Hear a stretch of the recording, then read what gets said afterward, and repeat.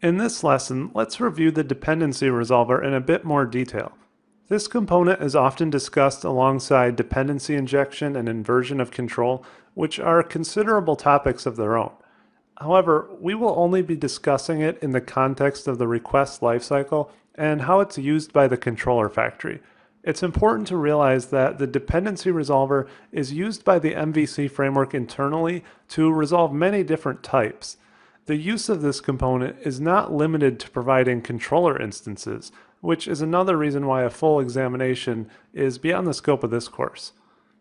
The dependency resolver was added to the MVC framework in version 3, and it's implemented through the iDependency Resolver interface.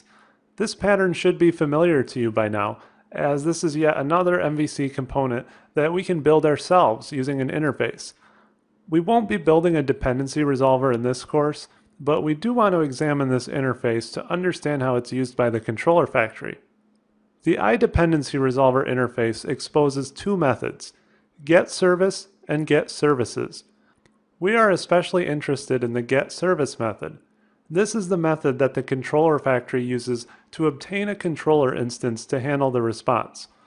Although the controller factory uses the dependency resolver through the activator class, we can ultimately think of getService as the method that really instantiates our controllers.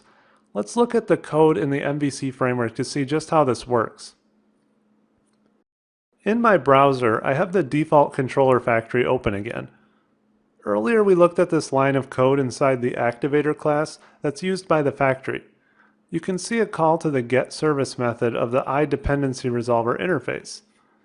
The framework also casts the object it receives as an iController when we return it to the controller factory. This ensures it will be a proper controller with an execute method that can be called by the MVC handler. If we look inside the default dependency resolver class, this will make even more sense. So in my other tab, I have that class open. You can see the controller type we want to instantiate is passed in through this service type parameter. The return type for this method is simply object. Remember, the dependency resolver is used to create a lot of different types for the framework besides just controllers. It doesn't know what type it will be returning, so it returns a basic object. Our controller factory knows that it will only ask for controller types from the dependency resolver, which is why it casts any object it receives to iController like we saw. The default dependency resolver uses the system.activator class to actually create objects. The activator can instantiate classes based on a given type. This is the reason why we can't create parameterized controllers with this class. The logic in the default dependency resolver just doesn't work in that scenario. However, by abstracting this instantiation process out into the iDependency Resolver interface, the framework allows us to use a different resolver that can handle this scenario. Building our own is beyond the scope of this course, but let's look at an example of an existing alternative in the next lesson.